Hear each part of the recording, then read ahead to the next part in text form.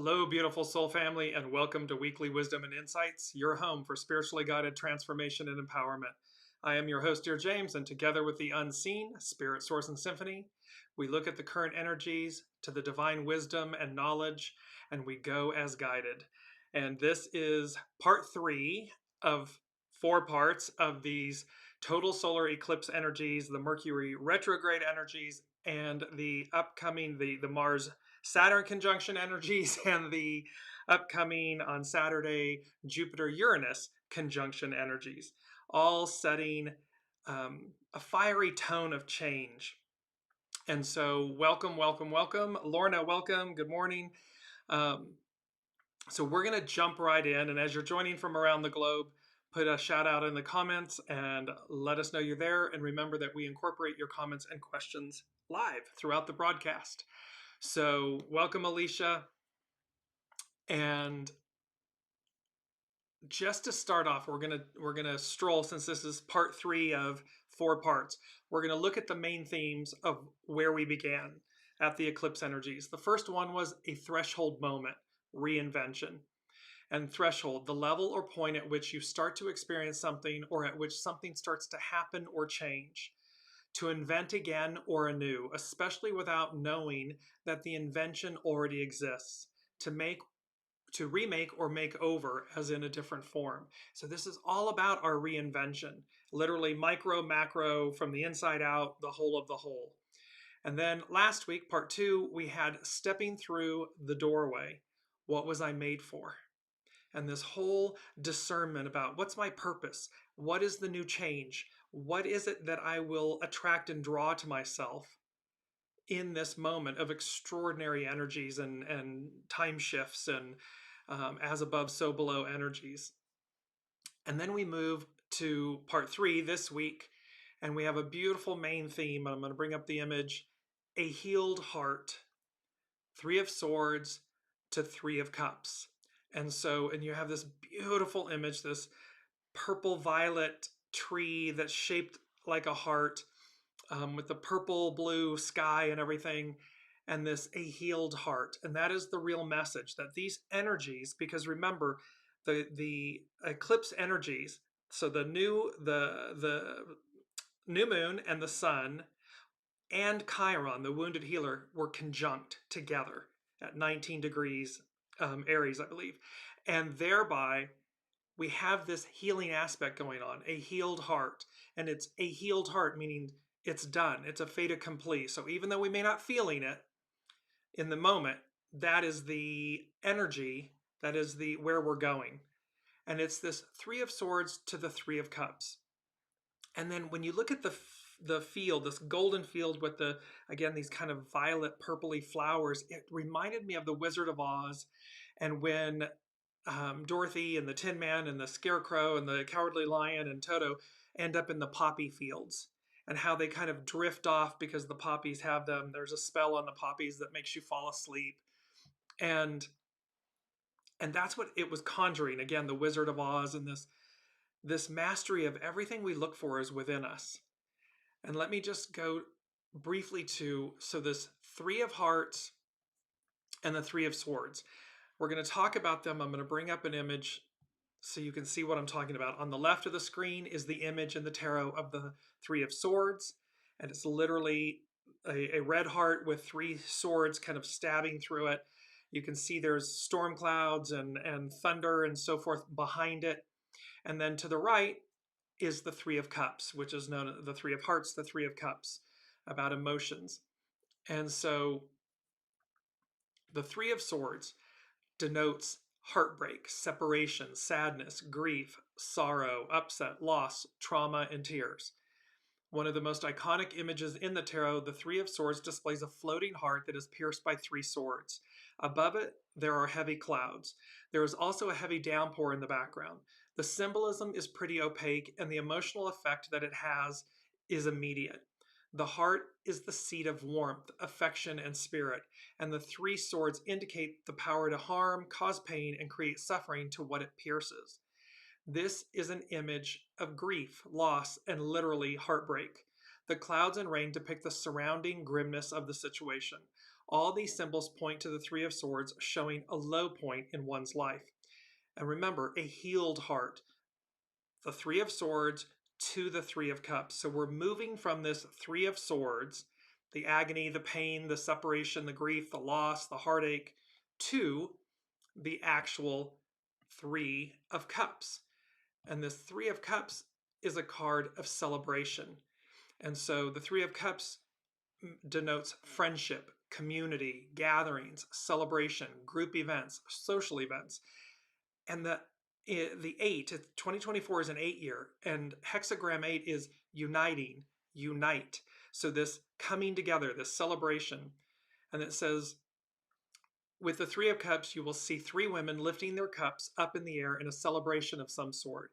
Good times are in the air, for the 3 ladies have wreaths made of flowers in their hair.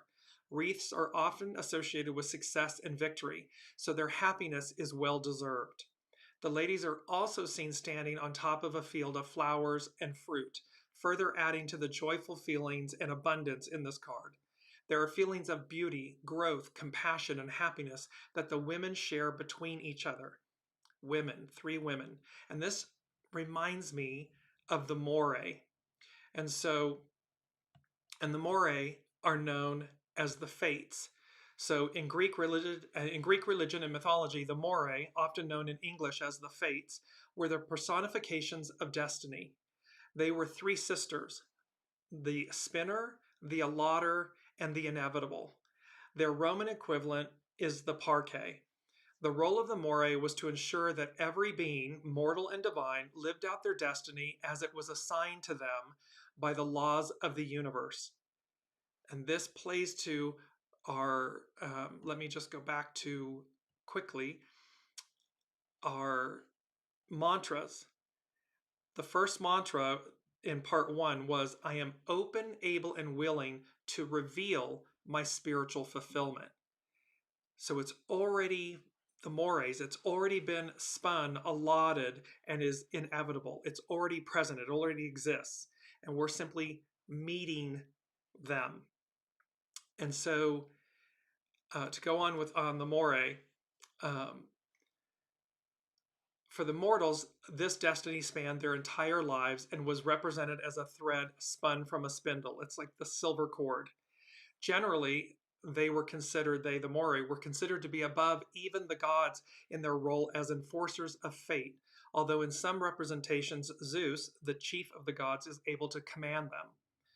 The concept of a universal principle of natural order and balance has been compared to similar concepts in other cultures, such as the Vedic Ra, the Avestan Asha or Arta, and the Egyptian Mot.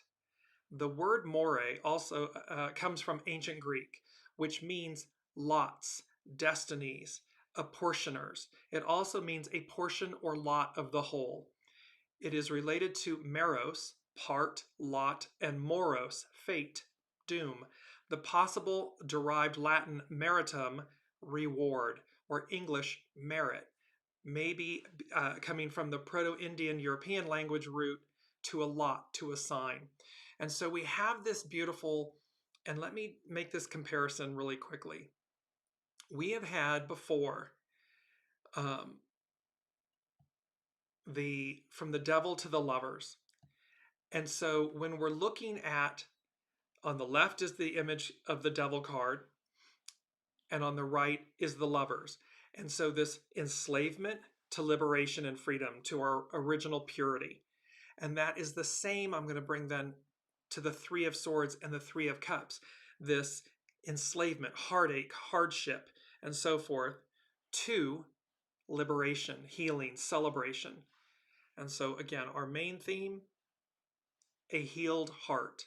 Three of Swords to the Three of Cups. And just this beautiful, this image just makes my soul smile because it is so whimsical. It's so beautiful and healing, the colors, the vibrancy with the heart and everything. And then again, these golden pasture lands and everything with the flowers springing through them. And it's spring in the northern hemisphere, fall in the southern hemisphere. But you get the point. There is a healed heart.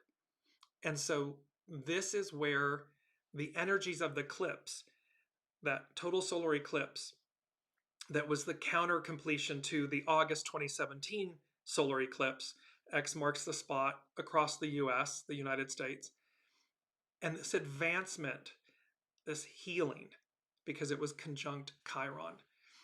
So let's go on through to the main energies. We're going to bring those in really quickly and just give you the flavor. So 4, it's a 4-month long. It's Youthful Folly. Try again. Welcome, Olivia. Welcome, Ava. And 17, Following, Show by Example. And this is going to be a very prominent theme. It already is, but certainly from all of these eclipse energies this month of April, all the energies of the month of April. Following, follow, show by example, be led. And this is about soul source connection, going as guided. We have 8, which is a uniting, unite. We're coming together. We are bridging the gaps. We're healed. We are healing from the inside out. So we're uniting all of the parts within us and then everything that's outside of us. 20, we've had this before. It's the beautiful 20 contemplation and overview, that we receive a higher view, a higher octave of what's playing out. We're not down in the trenches, in the muck of it. We are standing at a higher precipice, being able to see through, cut through the illusions. Pardon me, cut through the crap. We're cutting through. And then, of course, the 20 becomes a 2. It's the receptive. It all keeps leading back to the divine feminine, to the divine mother within all of us, to this divine feminine aspect, Aquarian age, and how uplifting and healing and nourishing that is. We need only stay out of the illusion, stay in the eye of the hurricane, because when we get out in the perimeter, it's like being on one of those carousel rides, or I think they've called them the hurricane or the tornado. If you've ever gone to a circus, carnival, fair type thing, they strap you to the perimeter and spin it and the floor moves and everything. Well, for me, it makes me violently ill. But yet when you stand in the center, it's as if it's not moving at all. And that's a paramount point here, is what they're saying, the unseen is saying. So let's move to the astrological influences. And to give you a taste of what we had, part 1 was colossal occurrence, extraordinarily great in size, extent, or degree, gigantic, huge. So these energies, these April energies, are enormous. They are a colossal occurrence. In part 2, a definitive page turner, turning the page on the past. So there's a demarcation, there's an X marks the spot, a demarcation line. We are moving past, we're turning the page on the past.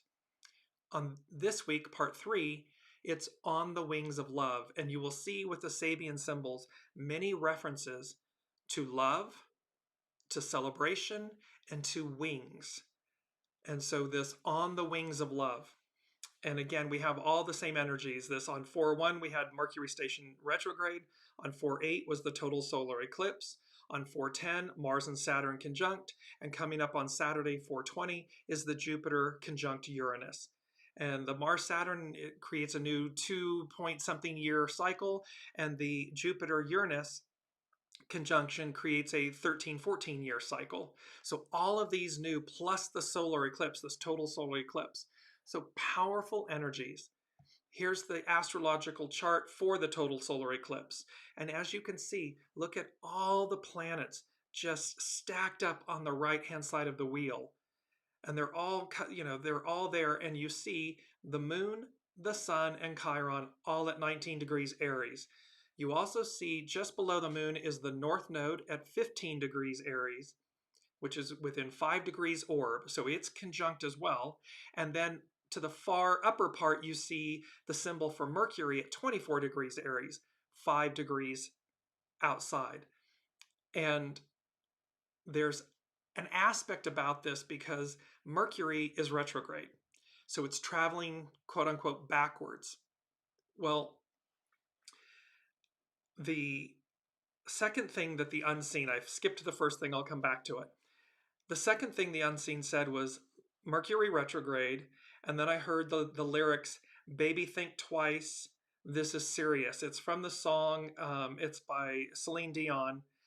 Um, and the point was they're talking about a doubling and tripling down on the eclipse energies, messages, movements, and changes. Because Mercury advanced, it went forward, it was leading the way, it crossed the 19 degrees of Aries. It goes retrograde, we have the eclipse, then it's retrograding, so now it has reversed back over that point, that 19 degrees. And when it goes direct, Mercury will go back over. So each time it's accessing that 19 degrees, and it's Mercury, it's how we think, communicate, speak. It's our interpersonal planet of communication. And so it is going to trigger this point 3 times. And so there's a message here of doubling down on us getting the message. The unseen could not be more clear that we get the message of these eclipse energies, and their message, their movement, and the changes, because that's what it's going to invoke. And even if we have yet to see it, something actually occur, doesn't mean it's not happening. Doesn't mean that it won't happen. Because remember, these energies of the eclipse arc out for many months to come, until the next, so approximately 6 months. So there's a very loud message about with Mercury and us getting the message, receiving, and the unseen is saying getting the messages of the past. And it harks to that statement with Master Jesus when the apostle he said to the apostles, "You're asking where we're going without knowing where you've been." And so this is about, remember, Mercury retrograde. They said to us, it's the vision of the vintage convertible car. We're driving forward, open lane. It's not traffic. It's like an open country road. And so it's unobstructed. And yet we're utilizing the rear view mirror, principally the rear view mirror, to navigate forward. We're moving forward, but we're utilizing the benefit of the past, what's behind us, to know where we're moving, where we're going. It's not to live in the past. It's not to retain the past. It's to harness the benefit of the past, the power of the past, to know as we navigate forward where we're moving, where we're going. And then last but not least, we're going to move into the mantras. So in our first part 1, we had, I am open, able, and willing to reveal my spiritual fulfillment. In part 2, we had our mantra of I am. Today, part 3, our mantra is I am my new reality. And I love this image. It goes so well with the main theme image, in the sense that you see this beautiful, like vibrant red trees, and they've come up and over and they've made a beautiful white heart in the center. White, purity, renewal, new beginnings. And the message, our mantra, I am my new reality. So as we change, as things move through and move about, remember there's a new reality. And we're creating it in every moment of every day. I am my new reality. And so it means that we embrace change. We are in the flow of change. We get the messages. Mercury doubling down, we get the messages. And how do we get them? Why do we get them? This is the first thing that the unseen said. A direct connection to and with Source. And we're going to finish with this in part 4. And it has to do with Hebrews 7:26 and woe of the Pharisees and peace be with you. However, the point for part 3 of this 4-part series of this month of April is we have a direct connection to and with Source, Spirit, Symphony, Buddha, Allah, God, the all that is, however you relate to our higher soul source connection. We have a direct connection to that source, to that wisdom, to the purity of that truth, and what has been created for us. And so no matter the illusion of what's playing out, because remember, the old gets dismantled. There's chaos. It goes chaos, calm, chaos, calm. So as we're making massive changes and we're moving from Piscean to Aquarian, patriarchal to matriarchal, it's a massive shift. And so there's chaos because there are those that are clinging to power, clinging to what was, not wanting to release it. And yet there's an entire other bevy of souls, 8 billion souls on the planet, that are ushering in, welcoming the new energies. And so there's a shift, not to mention these April shifts, all supporting the greater shift. So let's move into the Sabian symbols, because they're quite extraordinary, and it's been some time we've been breaking them down. So the first we're gonna address, because on Saturday upcoming on April 20th is this Jupiter-Uranus conjunction. Its Sabian symbol is white dove flying over troubled waters, the spiritual inspiration that comes to the individual in the overcoming of crisis. Here also we are confronted with a symbol of guidance, and the dove flying over troubled waters reminds one of the story of Noah and the ark. Noah met his and mankind's crisis courageously and in complete obedience to God's promptings. The test completed, a healed heart. He received the dove's message. It is a message from the Holy Spirit announcing a new dispensation. This symbolic scene can be applied to personal crises resulting from emotional upheavals or from the eruption of unconscious forces and impulses into the consciousness when the crisis has been faced in the right spirit. So the unseen has been guiding us all along. Do the right thing for the right reasons and the rest will come. Align, align, align from the inside out. Stay in alignment, stay in peace, stay in harmony, stay in the center, in the eye of the hurricane. This second stage symbol is in contrast to the preceding one because here it is not the product of a culture, a book, but instead the rhythm of cosmic, God-ordained cycles that reveals in its conclusive beat through a living and concretely significant sign. So this is about a living, breathing God, source, that is, and its rhythmic cycles and how we advance. And through this, it's a concretely significant sign. It is a reward to the faithful. And so see this, the more, the Three of Cups, moving from the Three of Swords, the pierced heart, the heartache, the illusion, the difficulty, the challenge, to the celebration, to the healed heart, to the joy. And so this is where a reward to the faithful comes in. So this is the symbol for this upcoming Jupiter-Uranus conjunction that's going to set the tone for the next 13 to 14 years. This upcoming conjunction is also conjunct, it's called Beta Doradus, and it's a comet. No, it's not a comet, pardon me, I'll come back to it, I'm drawing a blank. But it's known as Beta Doradus. Now, the etymology, the meaning of Dora, means God's gift or gift from God. Dorado, as in like El Dorado, so Dorado means dolphin fish or gilded and golden.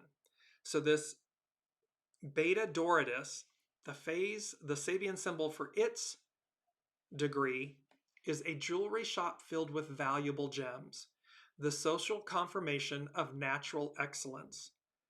Two elements should be distinguished in this symbolic picture: the gems that result from natural processes, often induced by extreme volcanic heat and pressure, and the finished products of refined craftsmen.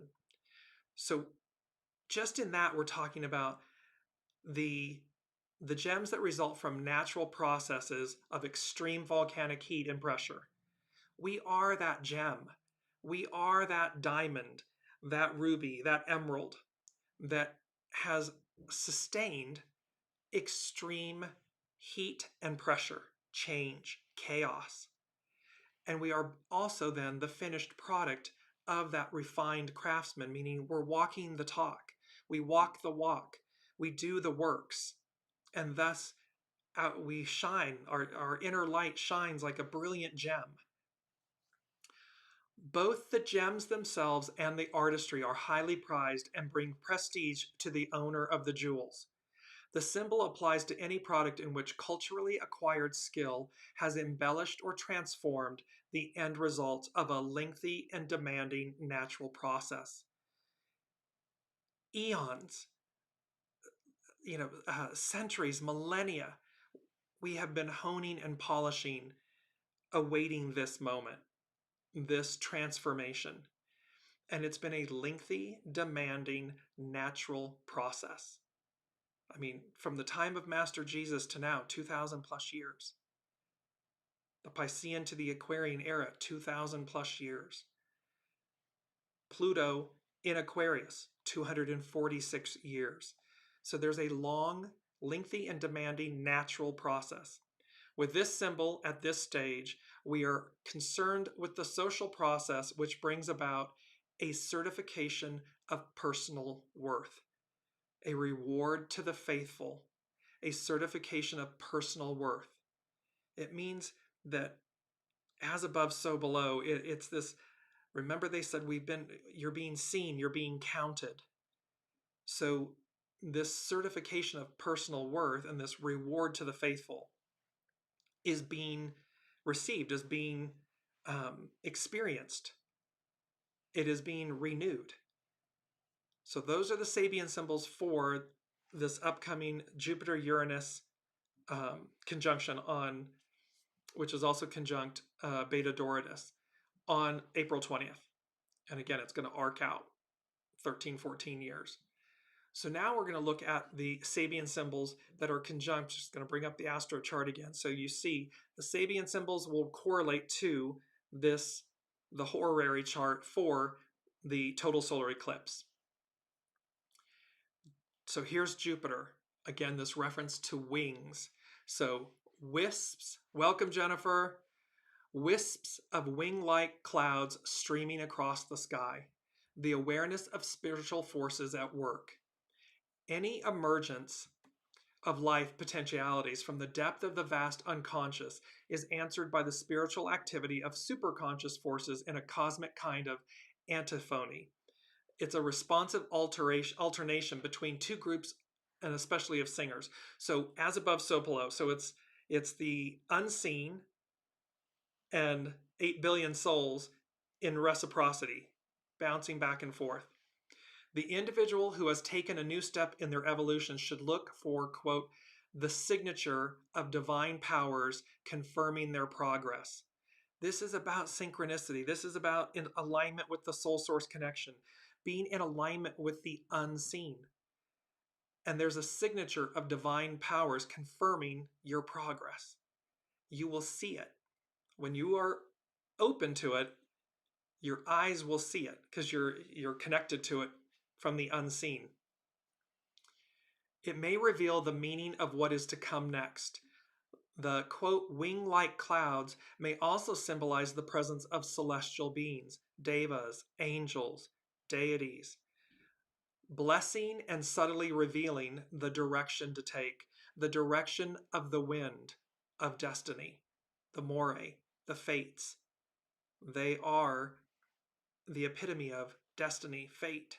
And so here it's saying the wing-like clouds may also symbolize the presence of celestial beings, blessing and subtly revealing the direction to take, the direction of the wind of destiny. This is about the fact that we will know. It's an intuitive knowing. We will know where to go, what to do, what not to do. We will know it. And it will have that signature of the divine powers confirming your next moves, your next steps, what to release, where to go, what to accept, what to purge. This stage concludes a process which the individual, having experienced, should find themselves more securely established in their own original nature, soul source, your soul nature, your soul essence, receiving the blessings of supernatural forces. So we have blessings, we have a reward to the faithful, and we have certification of personal worth. These are incredibly auspicious messages from the unseen, tying to the energies and the planets in the natal chart at the time of the eclipse.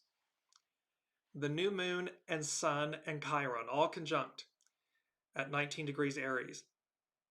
Their Sabian symbol is a young girl feeding birds in winter, overcoming crisis through compassion. So we've had crisis, we're overcoming crisis, and we're moving. So we're moving from the Three of Swords to the Three of Hearts, the Three of Cups, a healed heart. Nature's seasonal rhythms imply an oscillation between living and dying. Through creative imagination, humankind can fly over the cycle and discover means not only to escape from the fatality of seasonal decay or deprivation, but to assist other living entities to survive through crises. So we're leapfrogging, we're transcending them, and we're able to demonstrate and help others, assist others, demonstrate. It's hexagram 17. Follow, show by example, demonstrate. And by walking the talk, we naturally emit and demonstrate how you survive through crisis. Migrating birds fly south, but by establishing a partnership with other creatures unable to escape wintry deprivation or death, humankind can maintain the life of the spirit, symbolized by birds, steady through all crises if, like a young girl, they are wildly open to the promptings of love and sympathy, divine feminine. And it's a young girl denoting innocence, vitality, innocence, um, and the beauty of the promptings of love and sympathy. And this goes to the heart of number 3, because this word escape has constantly been shown in this hexagram where the new moon, the sun, and Chiron, they're the main players of these eclipse energies.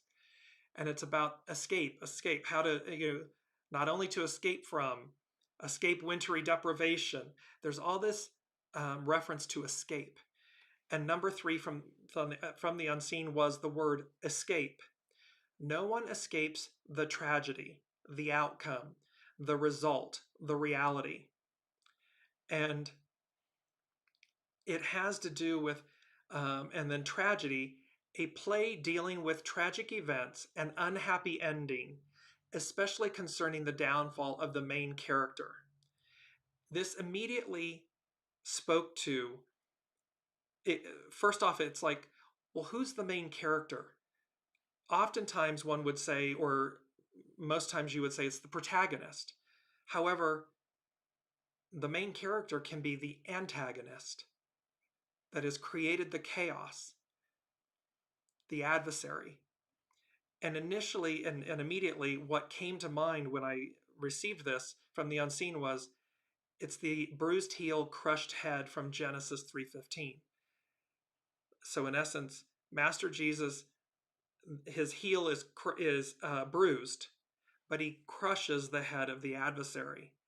So no one escapes the tragedy, the outcome, the result, the reality of this event or this play dealing with tragic events concerning the downfall of the main character being the antagonist,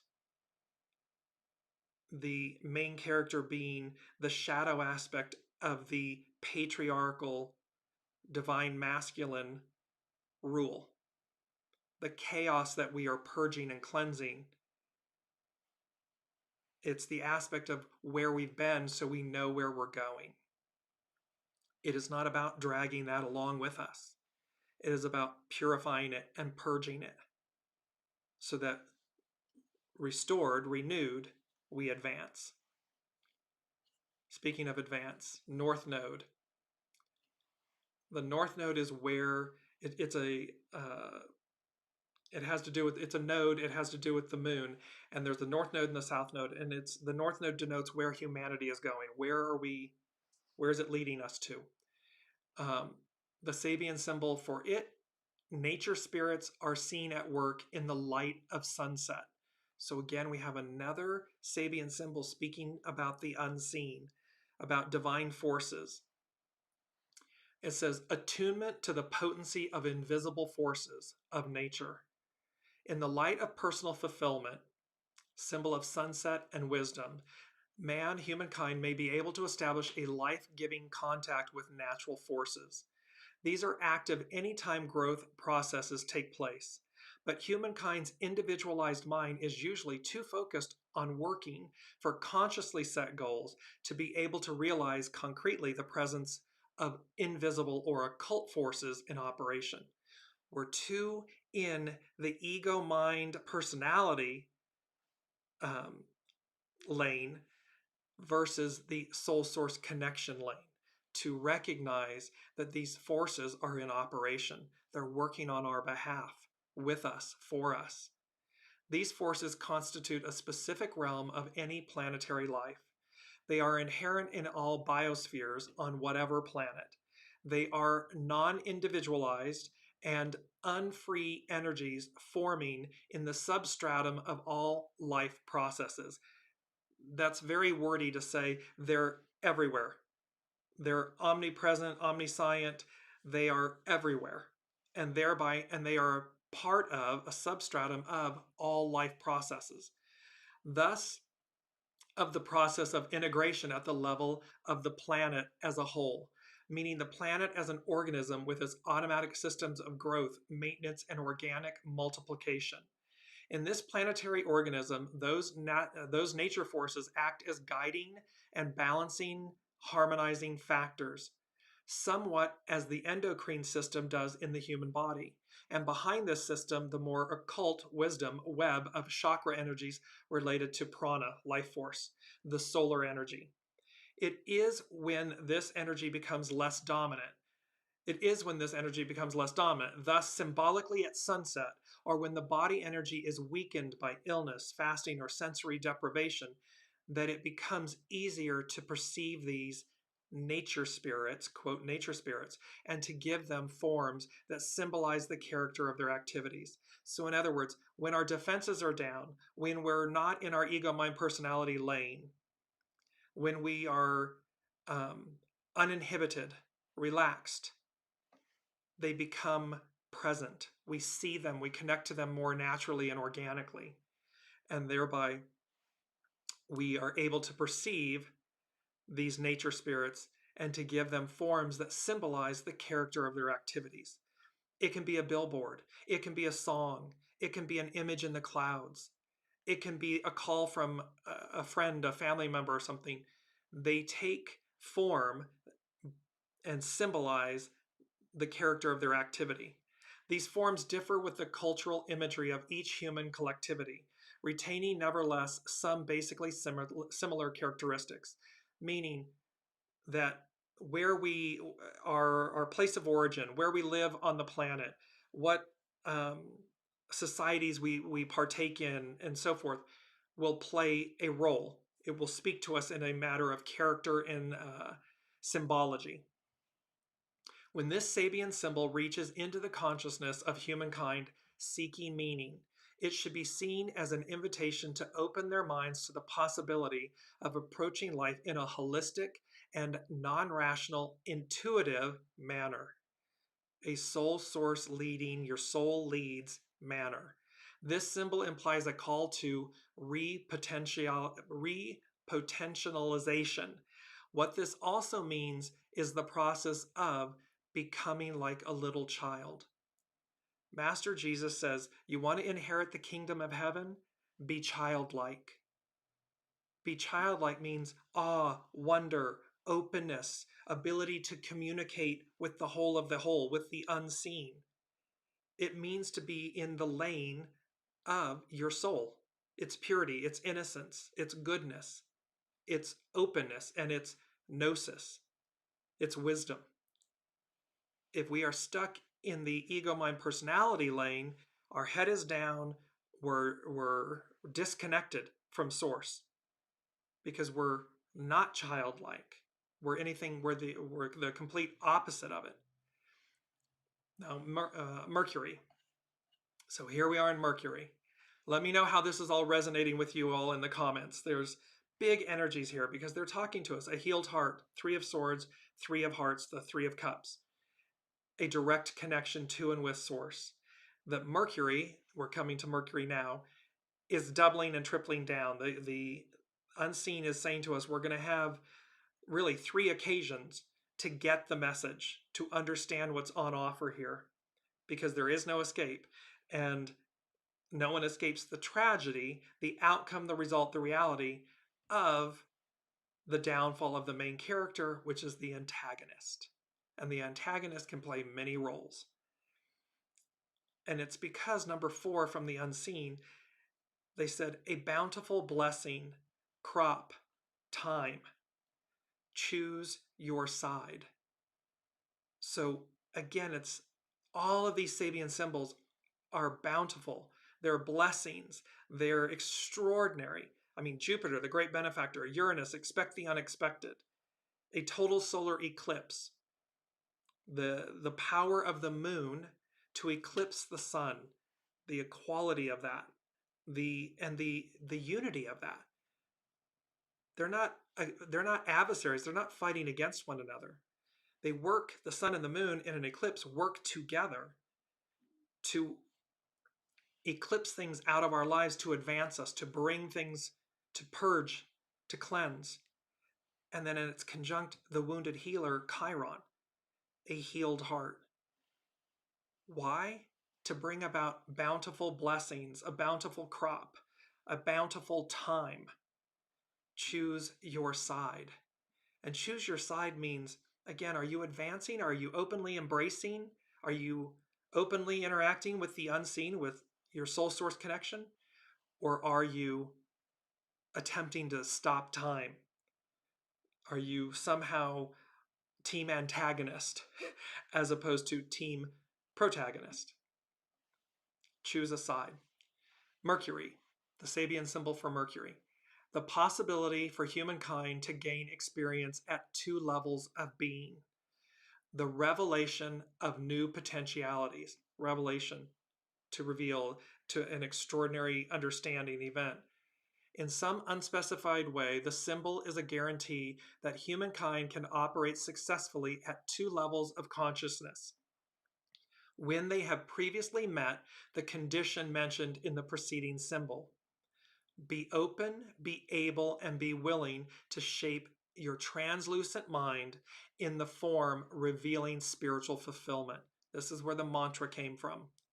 I am open, able, and willing to reveal my spiritual fulfillment. So it's saying that when we can operate at 2 levels of consciousness, when we've met the condition of the preceding symbol, which is I'm open, able, and willing to reveal my spiritual fulfillment. I'm aware that it exists. I'm ready to do it. And you will be able to experience life and power on inner as well as outer planes. The implied message is one of faith. Humankind can only truly experience what they deeply believe they can experience.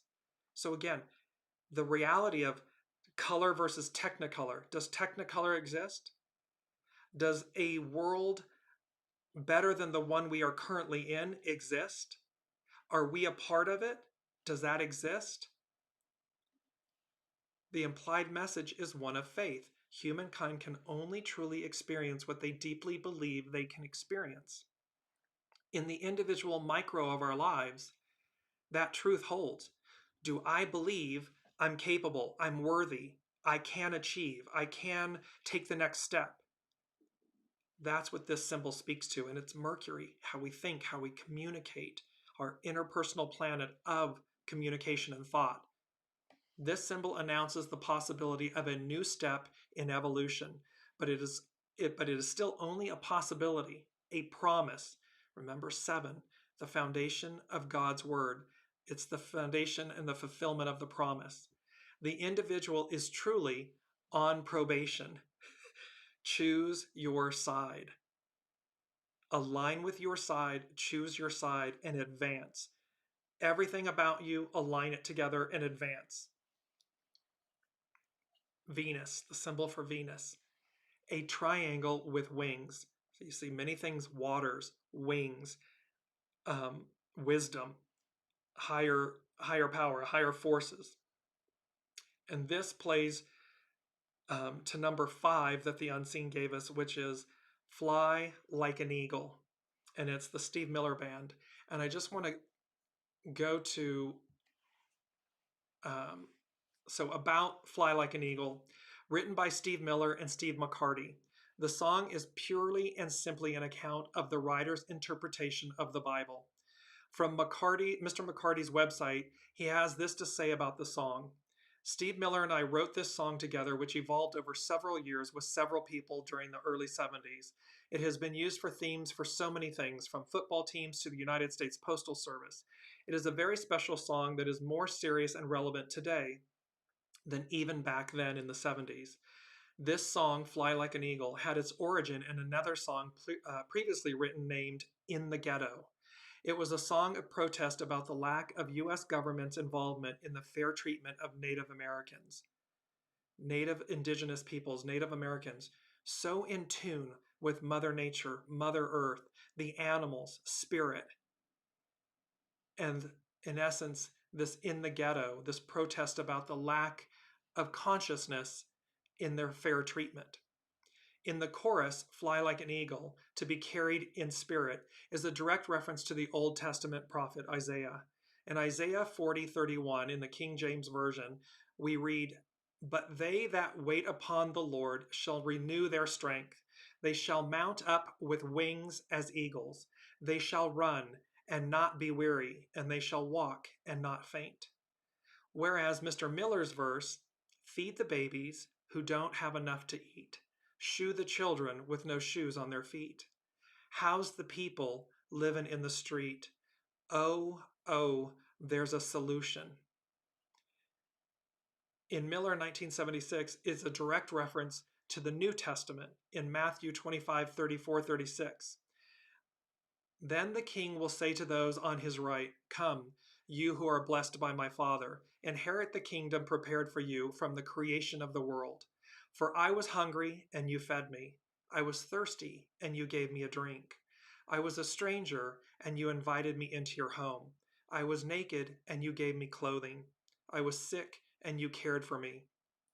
I was in prison, and you visited me. The solution is to treat others the way you would want to be treated. Again, this is found in the Bible New Testament Matthew 7:12, the golden rule. So whatever you wish that others would do to you, do also to them, for this is the law and the prophets.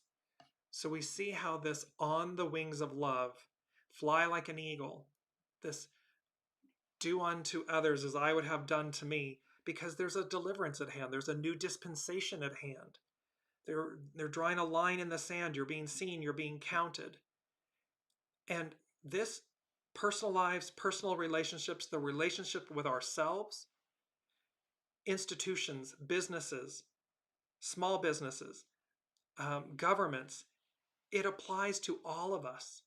Because again, what's at the heart of all of them? People. Sabian symbol for Venus, a triangle with wings. The capacity for self-transcending. This is the symbol of the desire to reach a higher level of existence, of pure aspiration or devotion, of bhakti.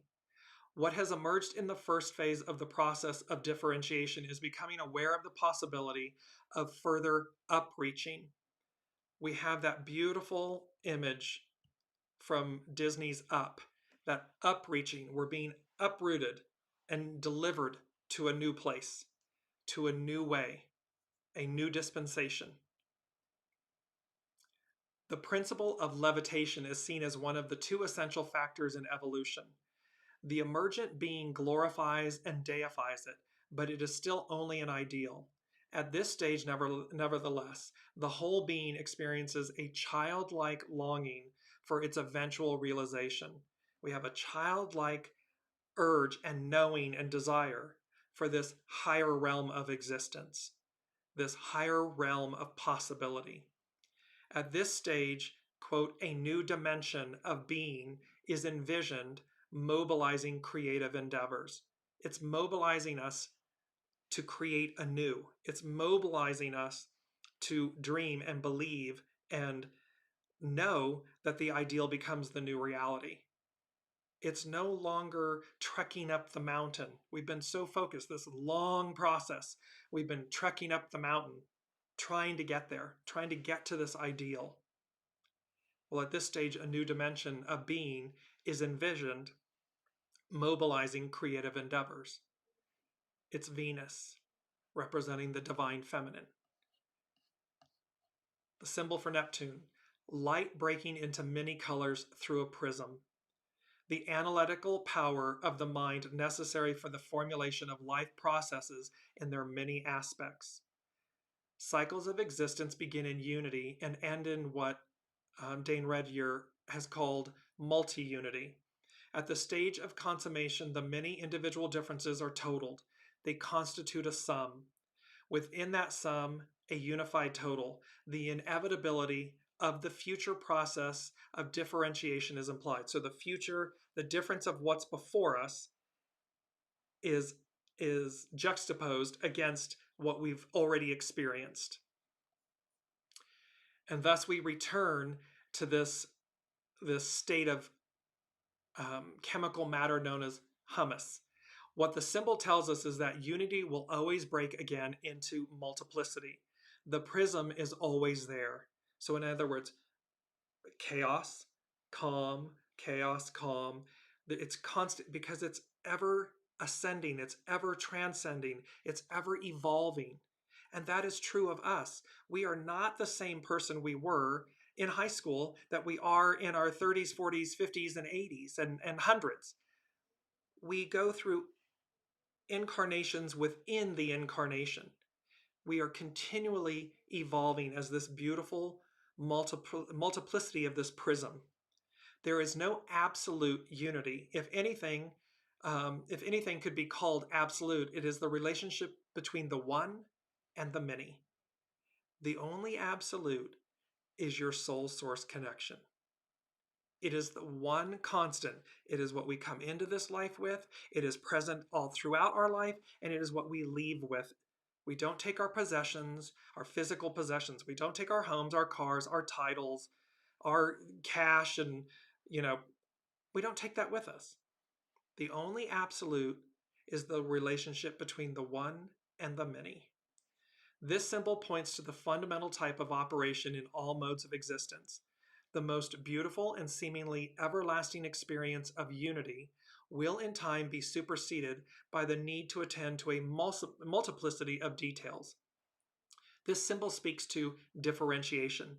So we break apart, that splitting apart, hexagram 23, we split apart from the old so that we, in essence, emerge as this new fractal, this new prism, this new ideal, new life, an incarnation within the incarnation that advances us. The last symbol, there's two more to go. Lilith, known as the Black Moon, Lilith, a girls' basketball team. You notice the reference, there's 2 or 3 times where these Sabian symbols are referencing girls. So youth, divine feminine, the innocence, the beauty, and the optimism, the possibility that is embodied in girls. This symbol is a girls' basketball team. Physical training to inculcate the feeling of participation in a collective culture. Basketball presents an interesting symbol. The ball must be thrown into a narrow opening high above the head of the player. The ego consciousness, the ball, must be driven upward to a focal point or circle that is ready to receive it, that already exists. We've got to lift the ego mind personality to a higher state of being, i.e., the soul. In a sense, this parallels what the boy on the merry-go-round in Virgo 6 can do if he succeeds in penetrating the ring with his stick. But there are notable differences. Here, the players operate as a team. It's unity, it's harmony, it's balance. In the original formulation of the symbol, there was no reference to 2 teams and thus to the competitive character of the game. What should be stressed here is the formation of a group acting as an organic whole and training itself to operate in a social context. It's uniting, unite. It's hexagram 8. And it is about collaboration, not competition. Unity, not community. Community can denote division. Unity is oneness, it's wholeness. A definite type of educational activity is implied with cultural as well as emotional overtones. It implies the training for group integration of girls, meaning of a type of consciousness more specifically receptive to collective forces. It's the ingenue, it's the innocence of the divine feminine at its earliest stages.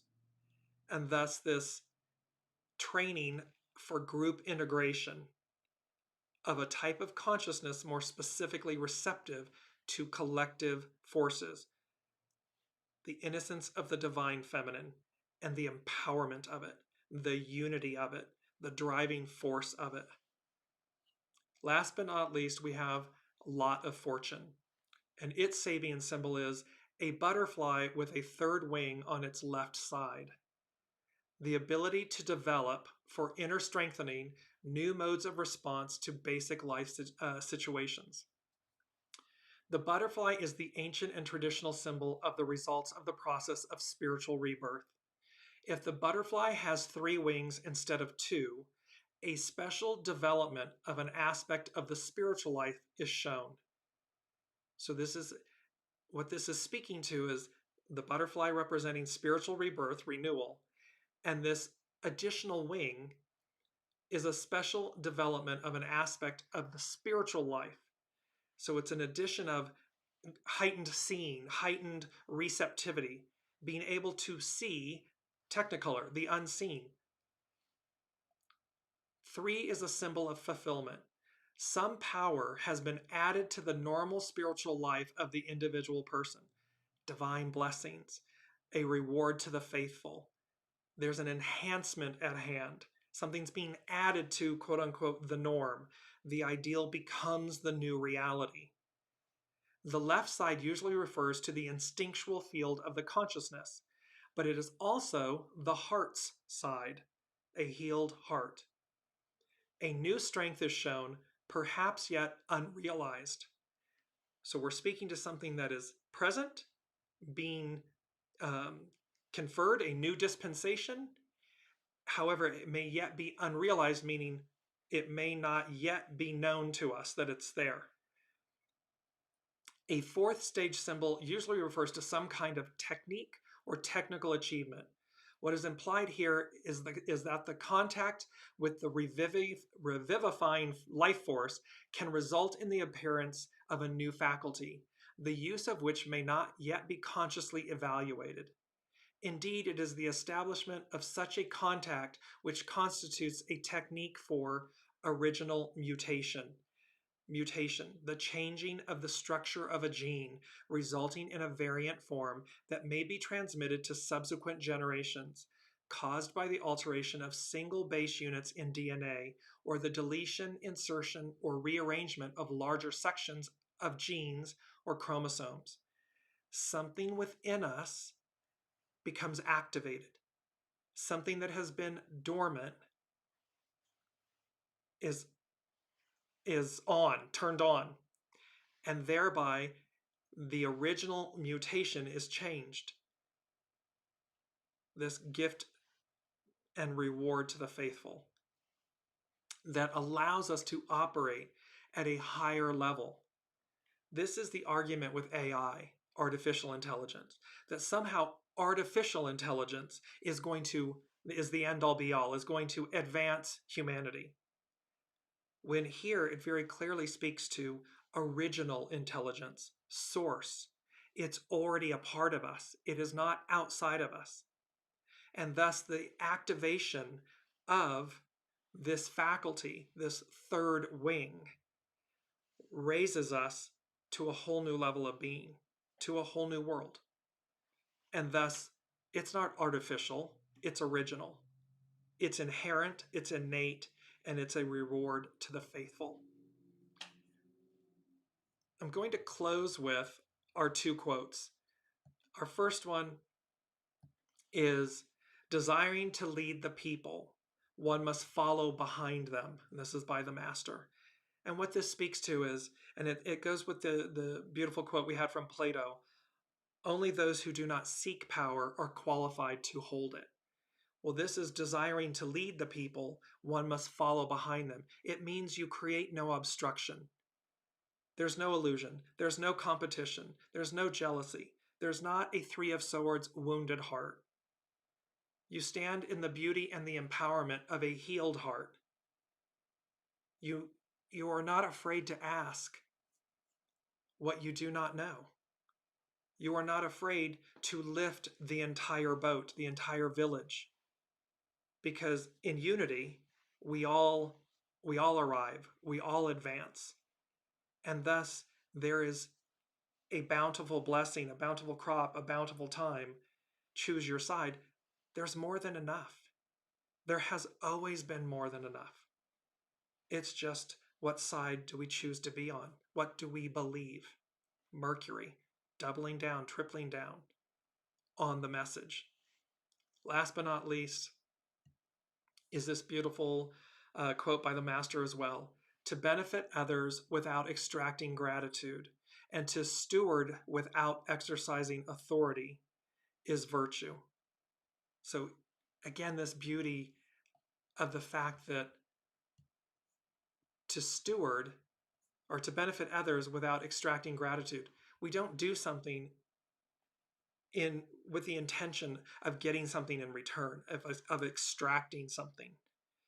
And we don't steward to exercise authority over others, to oppress, suppress, control. That leads to our downfall. And in this image, she's known as Lady Justice, but she's also known in originality as Themis. In Greek mythology and religion, Themis is the goddess and personification of justice, divine order, law, and custom. And virtue, she represents virtue, the quality of doing what is right and avoiding what is wrong, high moral standards, moral excellence. It is a form of goodness. And so Themis, Lady Justice, being represented with this quote. And note that Lady Justice is blindfolded. She's not seeing with her physical eyes. She's all-knowing with her intuitive knowing, with her soul source connection.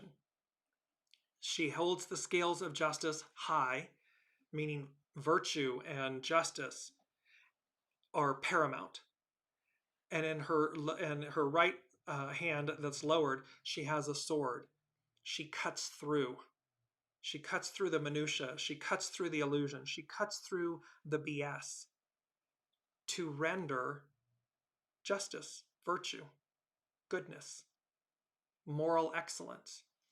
So these energies of the eclipse, I don't know about all of you, but they are building, building, building, and there's a crescendo coming with a beautiful moral reminder is what part 4 will be and is. And so as we look through and as you work through these energies of the month of April that are going to play out for months and years to come, know that what is on offer is a healed heart. I'm just going to bring it up and close with it. It's our main theme of a healed heart. We're moving from the Three of Swords to the Three of Cups, from the devil to the lovers, from the antagonist to the protagonist, from reactive to proactive. Unity, harmony, goodness, grace, humility, opportunity. So fly like an eagle, and we will see you next week.